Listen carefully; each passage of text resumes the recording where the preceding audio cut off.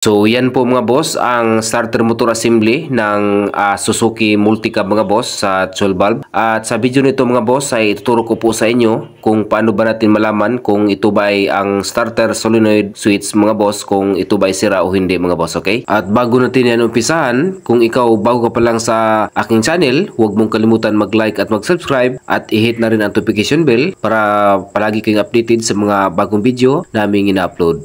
Okay, umpisahan natin mga boss. Napaka-importante po na alam natin kung nagpa-function pa ang ating pong solenoid switch o hindi na mga boss, dahil kapag ito pong solenoid switch na sira mga boss ay hindi po gagana ang starter motor mga boss, okay? At ngayon alamin natin tong solenoid terminal mga boss.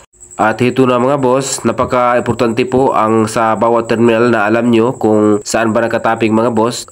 Kapag nag-troubleshoot na kayo, mayroon kayong idea mga boss, okay? At tingnan nyo mga boss ang starter switch. So tingnan nyo sa ang terminal galing po sa ignition switch, at ang input ng ating positive terminal ng battery kung saan nakalagay, at ang output mga boss, okay? At ang kanyang ground mga boss sa mismong body ng ating starter motor mga boss, okay? At ulitin lang po natin mga boss, itong terminal mga boss sa ating solenoid switch, nakakunik po ito sa positive ng ating battery. Tapos ito namang terminal sa katabi niya ay ito po ay nakakunik patungo po sa kanyang starter motor mga boss, okay? At ito namang panglas na terminal mga boss ay nakakunik po ito mga boss patungo po sa ating starter switch mga boss. Ang function po nito mga boss, kapag sinusi mo yung sasakyan tapos pina-start mo ay masusuplayan po ito ng positive mga boss. So ito po ang trigger ng ating solenoid switch para umandar po ang ating buong starter, okay? At ngayon magtesting na po tayo mga boss para malaman po natin kung ito ba ay sira o hindi mga boss. May dalawa po tayong solenoid switch mga boss. Ito mga boss, ito bago, hindi po ito sira mga boss, while ito mga boss, ito po ang sira. Para makumpara niyo ito mga boss, para mayroon kayong idea pag-identify kung sira o at hindi mga boss, okay? At ngayon, unahin mo natin itong sira na solenoid switch mga boss. At siyempre, gumamit lang po tayo ng test light mga boss. At mamaya, gumamit po tayo ng multi-tester, okay? At i-check mo natin itong test light natin mga boss, okay? Good po ang ating test light mga boss. At ngayon, dito na po tayo sa ating solenoid mga boss. Ang una po natin i-check mga boss, ito pong magnetic winding sa loob po nating solenoid, kung hindi ba putol o hindi ba sunog. Ito po ang isang dulo ng ating magnetic winding. At ito naman mga boss, ito po ang ikalawang dulo ng ating magnetic winding sa ating solenoid mga boss, okay? At sa pagtesting mga boss, okay? Itong dalawa mga boss, naka-connect lang po ito. Tapos nilagyan po natin ng wire, nakita nyo, para pang-testing lang po ito mga boss, okay? At itong nilagyan po ng wire mga boss, ito po ang pangalawang dulo ng ating magnetic winding, okay? Connect lang po natin ito sa ground mga boss. Okay, natapos na po natin na-connect itong pangalawang dulo ng ating magnetic winding mga boss. At tingnan nyo mga boss, itong isang terminal, nakakonect lang po ito sa pangalawang dulo ng ating magnetic winding. Okay. At sunod po natin gawin mga boss, lagyan po natin ng wire itong terminal. Ito po ang trigger ng ating starter mga boss, solenoid. Tapos ito, ikukunik po natin to sa positive ng ating battery mga boss. Take note po mga boss, kapag hindi po sira ang iyong magnetic winding sa loob nito ng ating solenoid, ay kapag dinikit po natin sa positive itong wire mga boss, ay mag-actuate po ito ng malakas o tumunog po ang ating solenoid. Tapos itong sa gitna mga boss na tinuturo po natin ay papunta po yan sa taas kapag hindi po sira itong magnetic mga boss. At ngayon subukan po natin mga boss.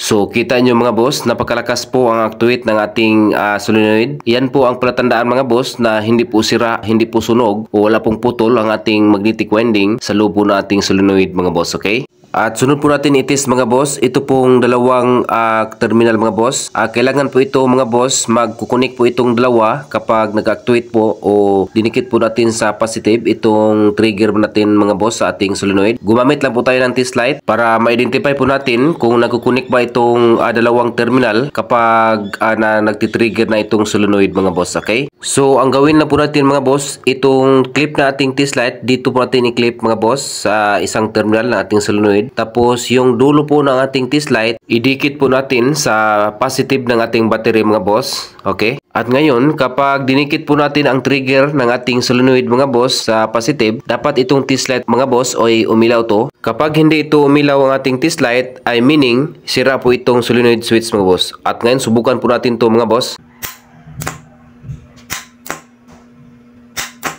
So kita nyo mga boss, hindi po umilaw ang ating test light. So confirm na sira talaga itong solenoid switch mga boss. At ngayon mga boss, dito naman po tayo sa magtesting sa bagong solenoid switch para makumpara nyo. The same pa rin mga boss, lagyan mo natin to ng wire, itong trigger mga boss. Ito po ang trigger. Pero hindi mo natin to ikabit itong terminal mga boss, patungo po ito sa kanyang starter motor. Dahil ito lang pong solenoid ang ating itesting mga boss. The same pa rin, ito po ang ground, ikabit natin sa ground mga boss, itong wire.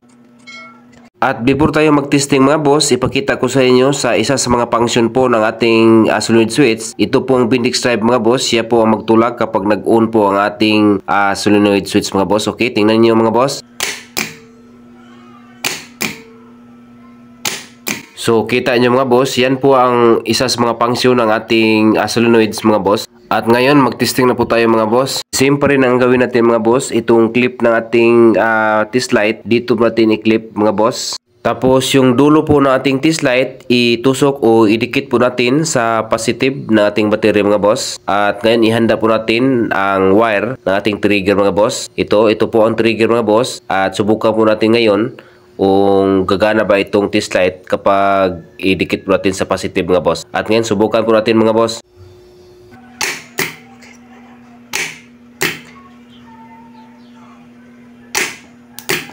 So kita nyo mga boss, umilaw po ang ating test light. So yan po ang nagpapunction na solenoid switch mga boss. Okay? At ngayon ipakita ko sa inyo kung paano ba gumamit ng multitester. Okay, tumunog po ating tester mga boss. Continuity lang po ang ating kunin dito mga boss. Okay, sa paggamit po ng multitester mga boss, itong dalawang test probe mga boss, itusok po lang po natin o idikit po natin itong dalawang terminal na ating solenoid switch mga boss. Tapos i-trigger po natin kapag tumunog po ito mga boss, so meaning may continuity po at gagana po ang ating starter mga boss. Kapag hindi po ito tumunog, meaning wala pong continuity o may diferensya po ang ating solenoid switch mga boss. Okay, itesting mo natin ito mga boss. Okay, tumunog po mga boss, meaning may continuity po ito mga boss. At subukan natin ulit.